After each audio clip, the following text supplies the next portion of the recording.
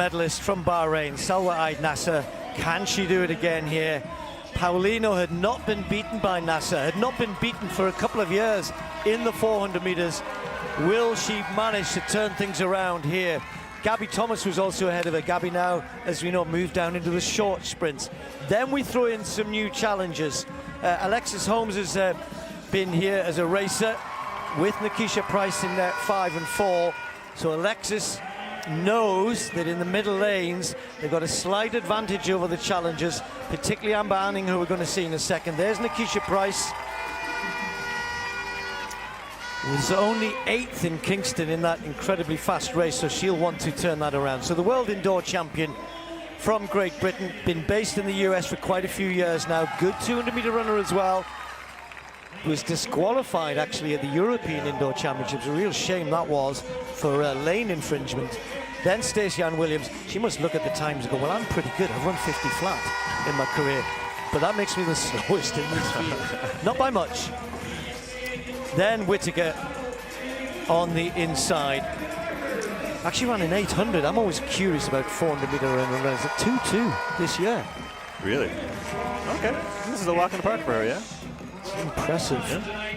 Actually, Amber Anning's last race, 2.6 for an 800. What's going on?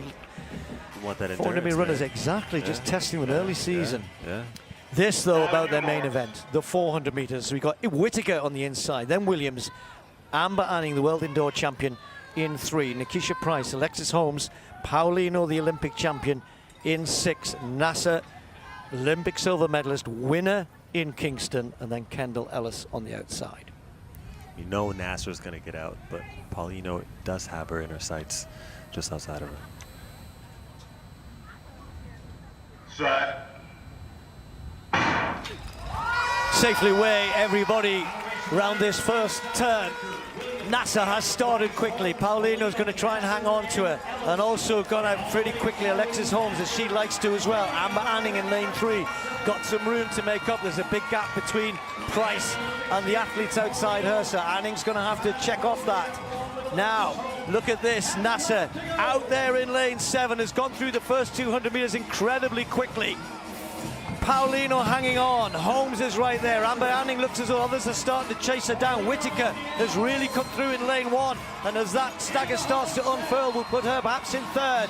But it's Naser against Paulino. Paulino fighting, trying to get there. Has got the momentum. Here she comes. The Olympic champion is going to get the win this time. Paulino, 49.21. Holmes maybe hung on for 3rd place there. Very tired in the last 20 meters. She had to too do hard, too fast, what do you think? Very quick through that first 200. Well, the thing is, she knows that Naser's a closer, so she knows that she's coming. And like I said, she had to come out here and establish herself. She put the finger up at the finish line just to let y'all know, look, don't forget, I'm still that girl. And you know what? I think it was important for her to maybe lose because she'd been winning so much. So Naser had to kind of dash that cold water in her face, be like, well, who are you? And she showed us who she is today. Time? I mean, we've had such a day today. I mean, that was about a race, though, wasn't it? As you said. You know, I'm just looking at the time right now as we're speaking because I was caught up in the race. Yeah. It was a phenomenal strategy. Just she stalked her around the first turn and just made sure she stayed close. She knew she could close on her edge. It was a fight in that finish line. 49.21. You break 50 point. It's respectable. We know what she can do. Like I said, she came to the home straight away, and you can see all that is a fight. And you can just see that, you know, Naser obviously broke down, and she could probably hear the footsteps. And athletes do have that feel for the athletes that are around them. Yeah, a little bit disappointing for the world indoor champion. You can see that Amber Anning in lane 3. Yeah, not the best finish for her, but lesson learned. And she lined up and... Okay, so I mentioned, you can just look at Paulino's face that she is fighting for this finish. You are not beating me today. Naser got really, really big with her arms, obviously getting very, very tired. But Paulino now knows that her speed is where it needs to be. She knows that she's going to have the strength. And she actually knows that Naser's not going to beat her in that 200. So going into that, she's got confidence to just win the whole thing and get herself a slam championship. Yeah, just by contrast, at 200 meters, Naser was 3/10 ahead. And, you know, and that doesn't sound like a lot, but in it, you know, if it was a flat 200 meters, that's a long way. It's a long way. Those tenths mean something. Well, MJ. very happy spectator, and I'm sure a very...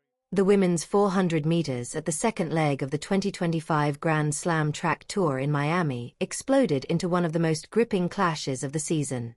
The lineup was stacked to the limit. Practically every sprinter had dipped under the 50-second barrier, ensuring the race would deliver world-class drama. And the moment the starter's pistol cracked, it was obvious the event would exceed every expectation. Headlining the field was Bahrain's Salwa Naser, the Olympic silver medalist who had just torn up the track in Kingston with a blistering 48.67. But standing opposite her once more was the immovable force of the Dominican Republic, Marileidy Paulino, a woman who had never been beaten by Naser in a 400-meter final and wasn't about to surrender that record. Adding even more depth were veterans Kendall, Ellis and Alexis Holmes, along with Britain's indoor world champion Amber Anning, making the race one of the strongest the Grand Slam series has seen. From the break, Naser launched into her trademark full-throttle assault, scorching the opening half of the race with reckless speed. Holmes clung to striking range from the central lanes, while Anning fought to hold position closer to the rail. But Paulino, unshaken and calculating as always, refused to be drawn into the early chaos. She held her cadence, saving her power for what she does better than anyone, the final drive home. Once the field bent into the home stretch, Paulino began her signature surge. Her stride sharpened, her posture lifted, and each step reeled in the leader. The stadium erupted as she glided past Naser in the dying meters, seizing control and hitting the line with a season-best 49.21. Naser secured second in 49.33, while Holmes barely edged Whitaker for third, 50.36 to 50.38. Paulino's win was a masterclass in patience and race management. While others burned energy chasing Naser's explosive opening, the Dominican star stayed locked into her blueprint and executed it flawlessly. Her late-race takeover reaffirmed not only her authority in the event but also her unparalleled command of pacing, an edge that consistently puts her out of reach. Commentators immediately highlighted how Paulino's composure mirrors the mentality of a true champion. Her balance of calm focus and fierce determination makes her one of the hardest athletes to unsettle. After finishing, she quietly raised one finger toward the sky, a subtle yet unmistakable reminder that she still rules the 400-meter domain. The win earned Paulino 12 crucial Grand Slam track points, with Naser collecting 8. The new series, created by Olympic great Michael Johnson, aims to reshape track and field by valuing consistency and giving top athletes the financial backing they've long deserved.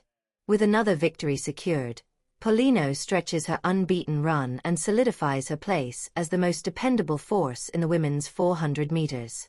As the Grand Slam journey continues, the looming question is whether anyone can halt her momentum, or if she'll continue redefining excellence in the quarter mile.